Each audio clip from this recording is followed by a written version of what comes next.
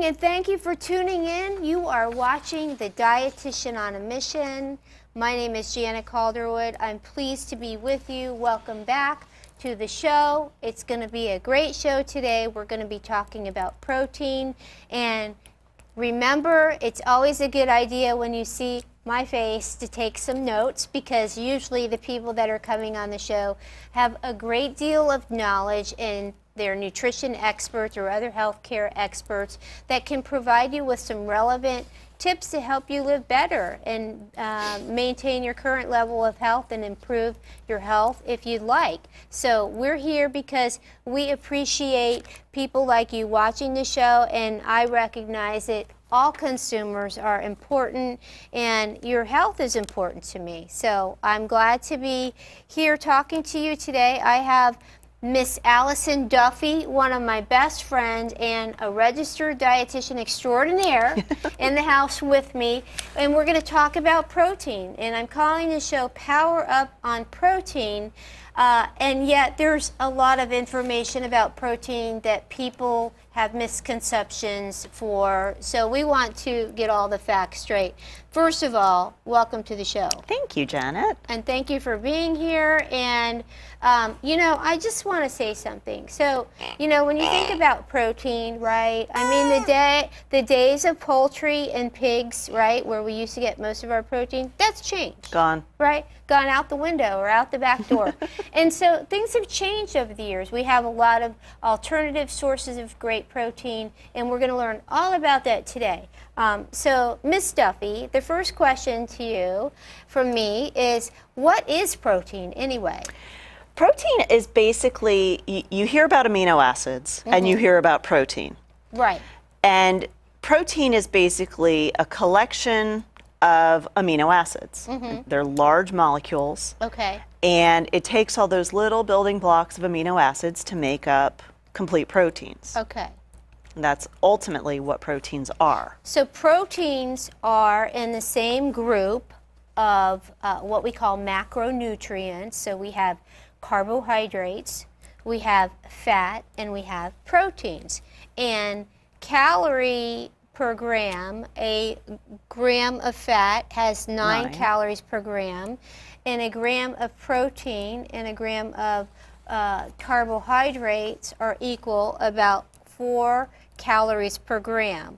So you can see that each of these has a different level of calories. Well, fats is twice as much, but each functions individually and differently, but they're all equally important, I would argue. Exactly. They're all part of the grand picture. The grand scheme of a healthy Grand diet. scheme of nutrition. Okay, so we know that protein is made up of amino acids, and there are what we call complete proteins and incomplete proteins. Can you explain what that means? Sure.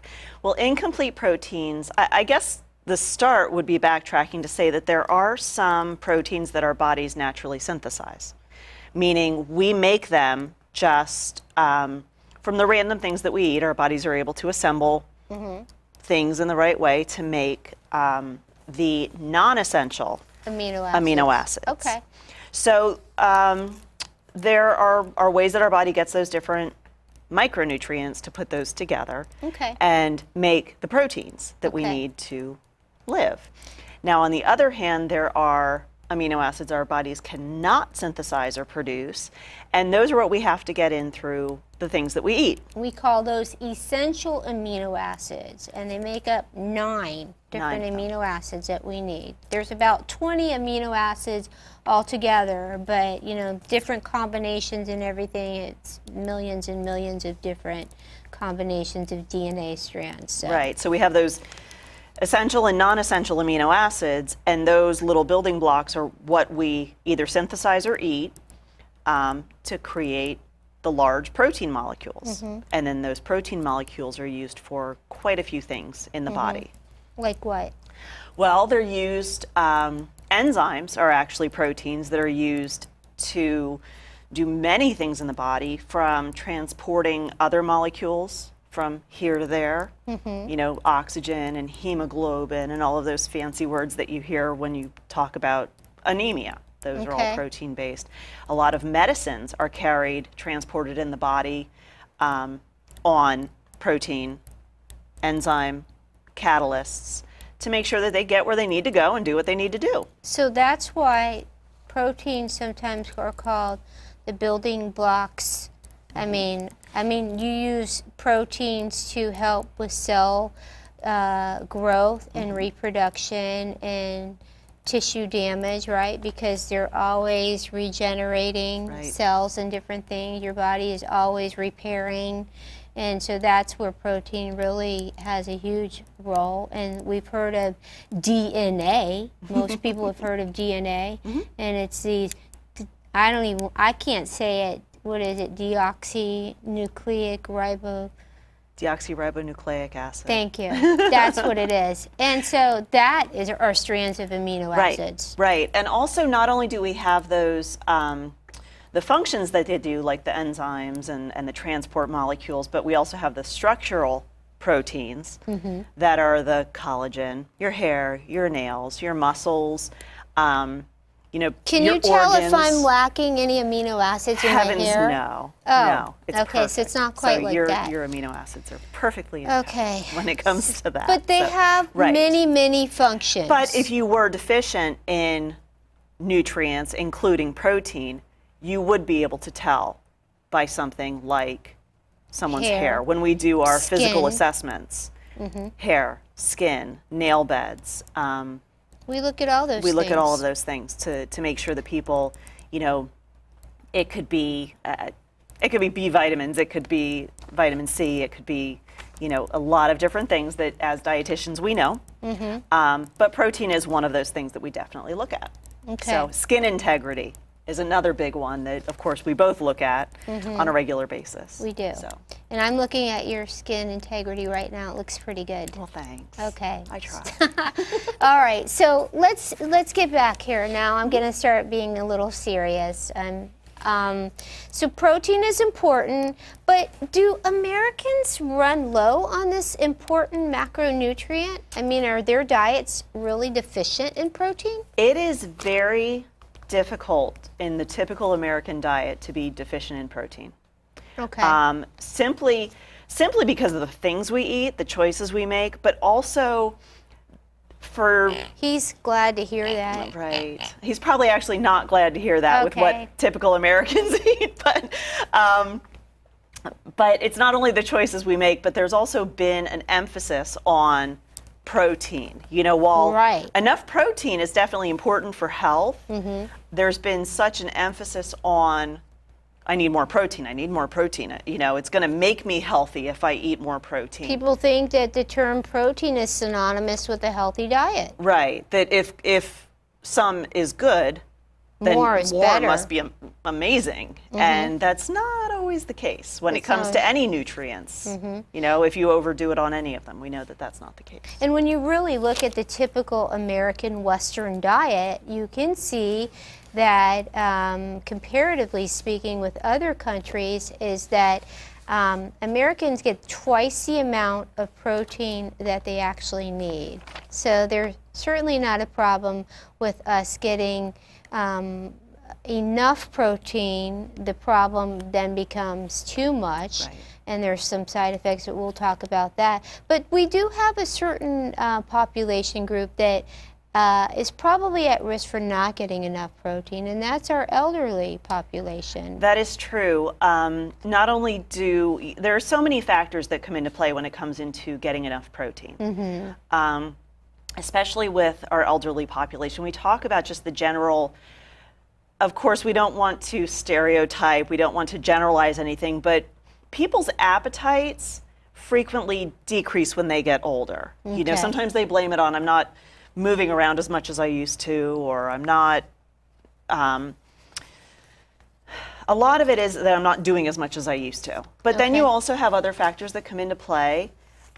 Meat is very expensive. And it's difficult to chew sometimes. It's difficult to chew sometimes. If you have chewing difficulty, Right, and you're right. missing a few teeth over the years. Right. And that absolutely, if your dentures get a little loose and, you need to get them relined and just Okay. random things like that we don't think every day that, if if my dentures aren't fitting, a lot of people don't equate that down the road with not getting enough protein, which then changes skin integrity, which then changes Health outcomes, health everything. outcomes. Exactly. So you have decrease in appetite, possibly decrease in funds, changes in the ability to get to the grocery store, and simple, maybe lack of knowledge of good sources of protein might also be part of it. So, you know, there's a lot of education, and then you also have the misinformation that's out there Okay. of the places to go, the things to do, the things to buy, the things to eat. And a lot of people, unfortunately, depend on fast food. And you know, it saddens me when the elderly just think automatically they need like an oral supplement like Right. Ensure Boost because they're not getting everything they need. But they can get everything they need, and it can be at a fraction of the cost if they Correct. know what they're looking for. And that's Correct. what our goal is today, is to help you find ways of increasing some of this high quality protein back into your diet, so maybe you don't need the expensive oral supplements. I call them designer supplements or designer beverages because they can be very expensive. Very much so. And that's a great way to describe them, because they have been marketed as, if you drink this, you will be able to do this. And it doesn't work that way. It doesn't work. It's not a magic potion. There are places for them. You know, we use them as supplements in certain ways when people can't get what they need through food. But the first choice is always to go to food. Okay, so let me ask you this, as we're sort of ending the conversation about the elderly. You mentioned that, you know, that is the one population that could be challenged with not getting adequate amounts of protein. And there is some, there are some expert panels that believe that the needs for the elderly are a little bit higher than what the regular population is, and we'll talk about those amounts. But my question is, let's talk about muscle mass. And when we know that as people are aging and they're getting older, that just through the basic physiological effect of aging, that we're all losing a certain percentage of muscle mass a year. Right. Right? Right. And the older we get, the more we potentially can lose. Right. So the important thing to know there is just eating protein isn't going to prevent that. And just eating protein isn't going to improve that. There are ways that you can decrease the amount of muscle mass that you lose, but in the end, it comes down to the old adage, if you don't use it, you lose it. So eating protein will help as long as you're doing weight-bearing exercises, as long as you're walking, as long as you're maintaining your mobility. I think in our profession, that's the number one thing that I see, is that people become ill because they stop moving. And then they're debilitated and they Exactly. can't, you know, and then they're weak and they have poor muscle, or they're weak and, you know, they've lost muscle, and then, you know, they have a fall, they Right. end up in the hospital with a hip fracture, and they're never able to live independently And that again. vicious cycle begins and continues. And so the important thing is that eating protein or drinking those designer supplements don't fix that. And that's where I think the largest misconception is.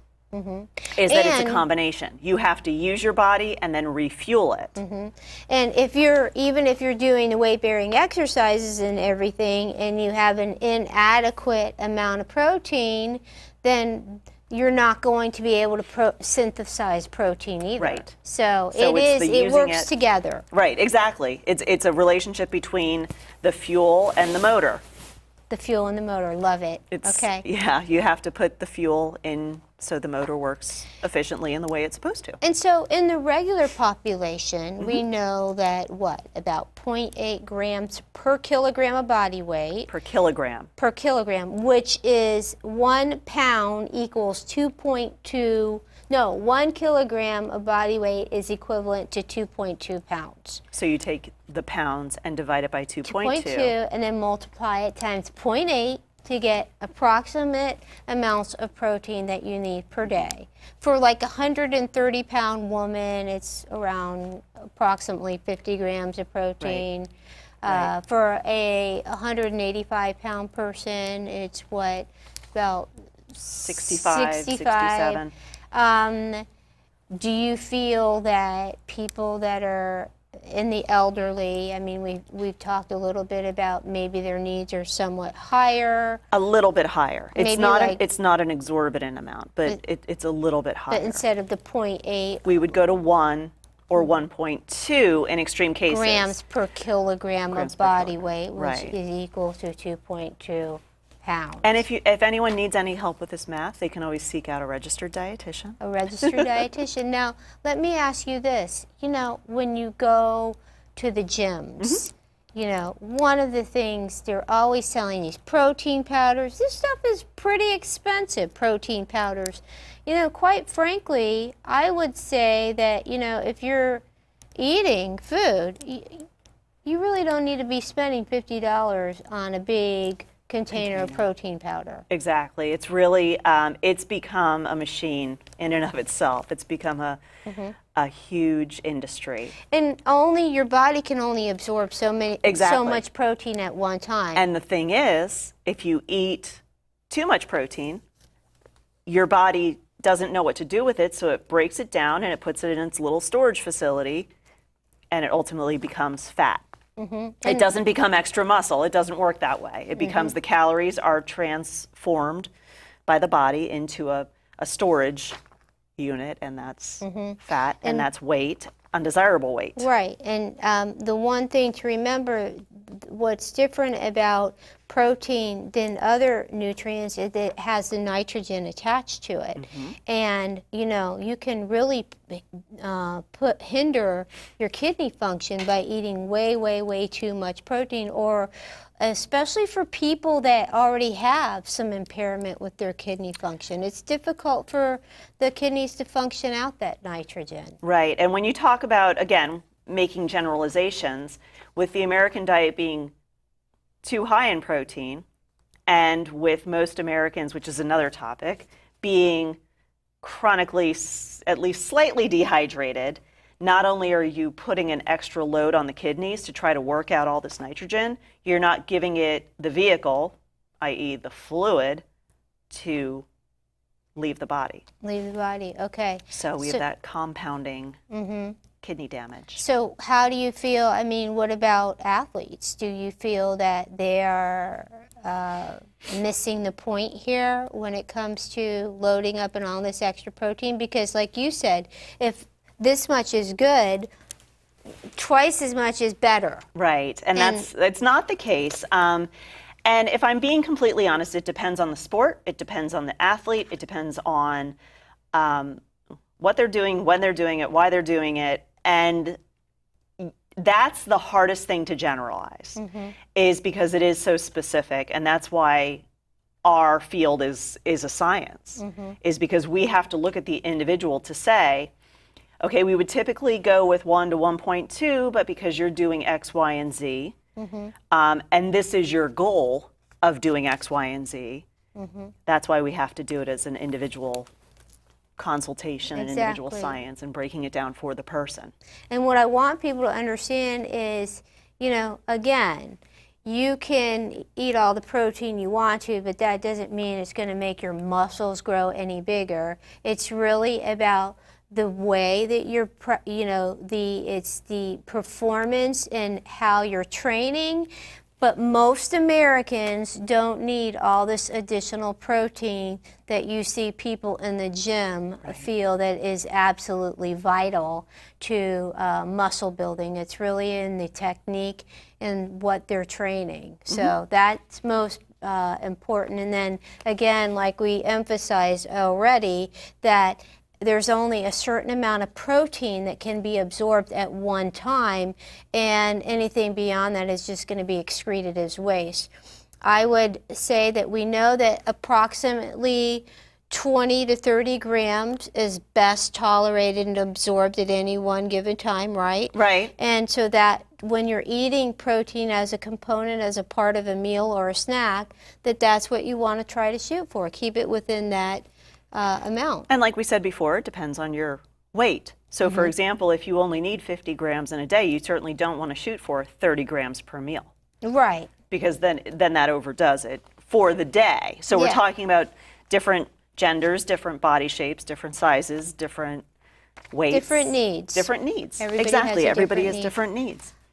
I would say this. I do want to, before we switch gears and talk about what are some great sources of protein and how people can include more high quality protein in their diet, whether it's plant-based or animal protein, I want to mention that there is certainly some documented studies, some good research that supports that after an athlete is doing some form of activity or whatever it is that, certainly replenishing after the activity with an amount of protein can be very beneficial. It can be. It can be more, I guess, appropriately utilized in a certain time frame. I think the consensus is usually within a half hour or 45 minutes. But we're not, again, talking about a significant amount here. Right. No, we're not even talking about that 30 gram,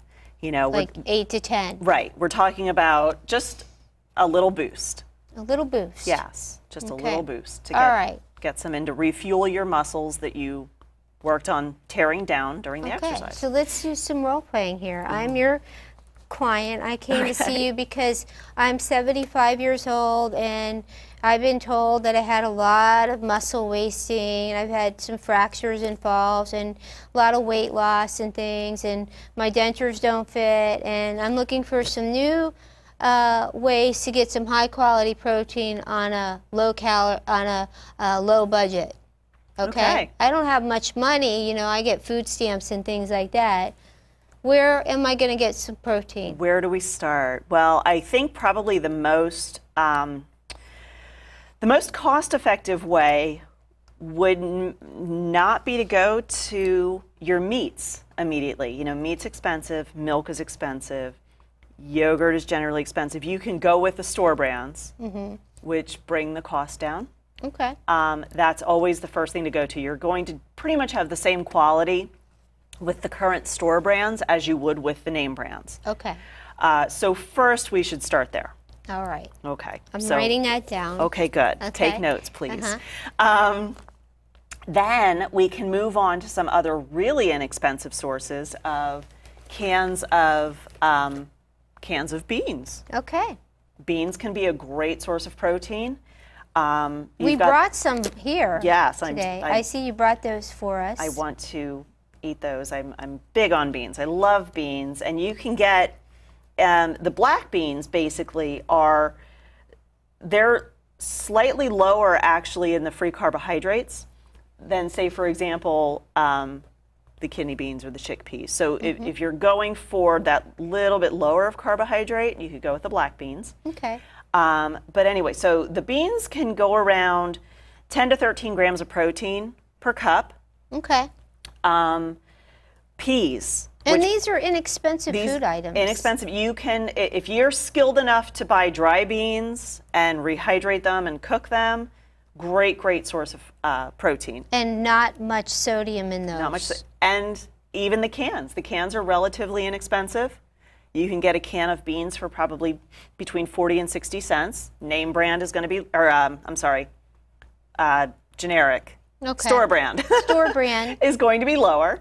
And if you drain them and rinse them, you can decrease the sodium content. So By as much as 40%, believe it or not. Yeah, so canned beans are a great source.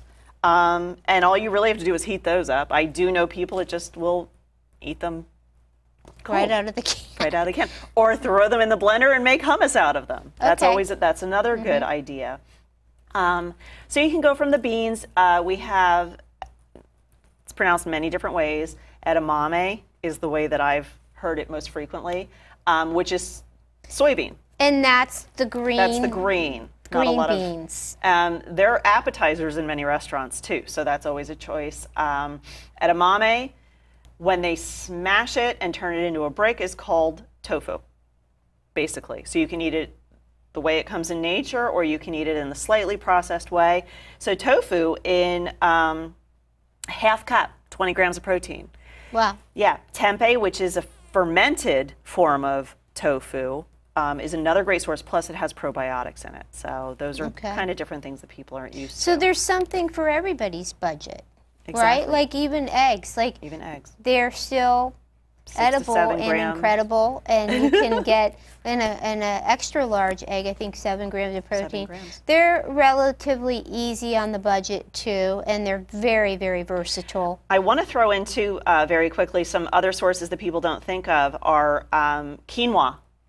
It's very inexpensive, and it's also kind of new, but you have all of the essential amino acids It's in a that quinoa. grain. It's a grain. And it's very, very good if you do some quinoa with some lentils and some broccoli.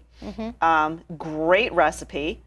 And the chopped broccoli has 5 grams per cup. Plus, you're also getting the fiber, the C, the calcium, B vitamins. So if you're, if you're like a 130-pound woman and you're looking for 50 grams of protein for the entire day, I mean, really, some of these strategies, 15 grams per meal. I mean, even peanut butter, we know Even that the 2 nut butters. tablespoons of nut butter, whatever, can contribute about 8 grams of protein. Right. I mean, it's relatively calorically dense. You can get a lot of calories from that, so you really need to be careful.